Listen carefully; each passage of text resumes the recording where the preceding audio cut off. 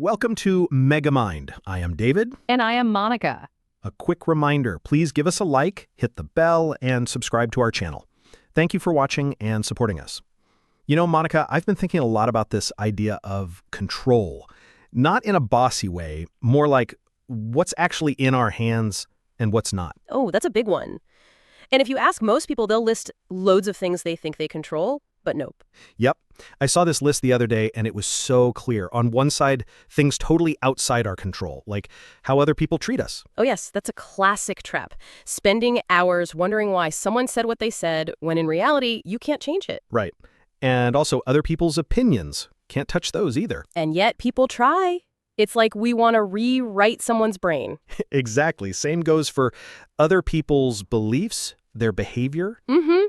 That one's a tough pill to swallow. Outcomes totally out of our hands. You can put in the work, you can plan like a pro, but the end result, that's got a life of its own. And then there's the past and the future. Big too. Yep, both untouchable. We can remember the past, we can imagine the future, but we can't control them. That's where a lot of sleepless nights come from. People stuck in what if or if only. Now, here's the nice bit, the in my control list. This is the empowering one. Oh yes, my favorite part. Your boundaries, your energy, how you respond, the way you speak. And that one's huge. Your response can completely change the tone of a situation. Totally. Then there's how you process emotions, who you spend your time with, your self-talk, your attitude, how you use your time. So basically, the things we can control are often the things we overlook because they feel, ordinary.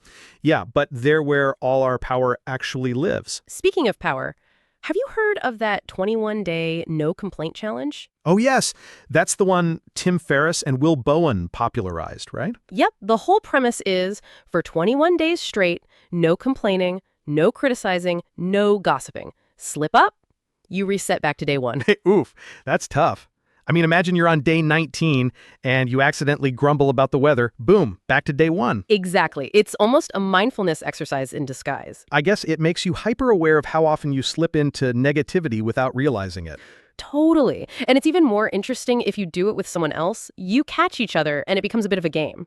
I can see people becoming hilariously competitive about it. Nope, you complain first. I win. Exactly. But in the process, you start replacing complaints with more productive words. That actually leads nicely into the whole energy takers versus energy givers thing. Oh, I love this. It's basically a mirror for your lifestyle. Energy takers are things like dwelling on the past, inconsistent sleep, living in mess and clutter, sitting too much, doom-scrolling social media, overworking, not drinking enough water, staring at screens all day, holding on to resentment, swimming in negativity, eating junk food, binging the news, drinking too much alcohol, carrying constant stress, living in fear. That list is like Tuesday for a lot of people. Exactly.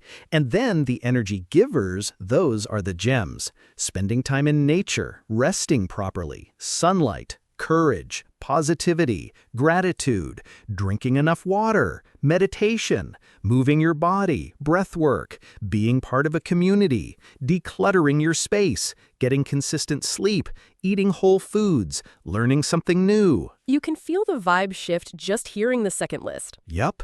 And it's not about doing all of them every day. It's about tipping the balance towards more givers than takers. And sometimes the givers are so simple. Just stepping outside for 5 minutes of sunlight can change your whole mood. Yeah, it's like free therapy. Then there was that part about what shapes your life. Oh, yes. Basically, the foods you eat, the books you read, the beliefs you hold, the media you consume, the goals you set, the profiles you follow online, the experiences you have, the habits you stick to, the environment you're in, your gut health, and the people you spend time with.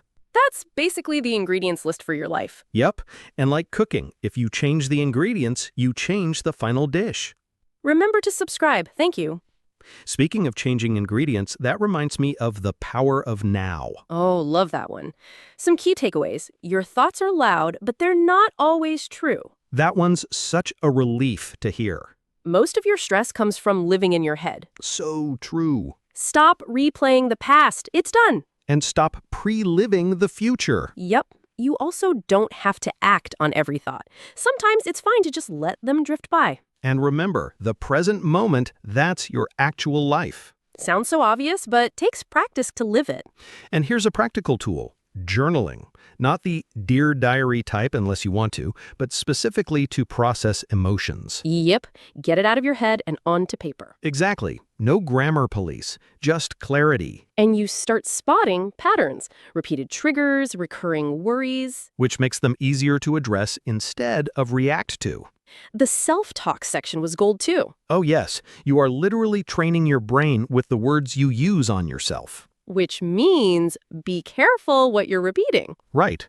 Change "I'm terrible at this" into "I'm still learning this," and you change your whole approach. And your brain starts looking for ways to prove the new statement right. And boundaries. Lifesavers. They protect your energy, your time, and your mental space. And saying no is not a personal failure. It's a skill. Oh, and courage. Doesn't have to be dramatic. It's in the small daily acts.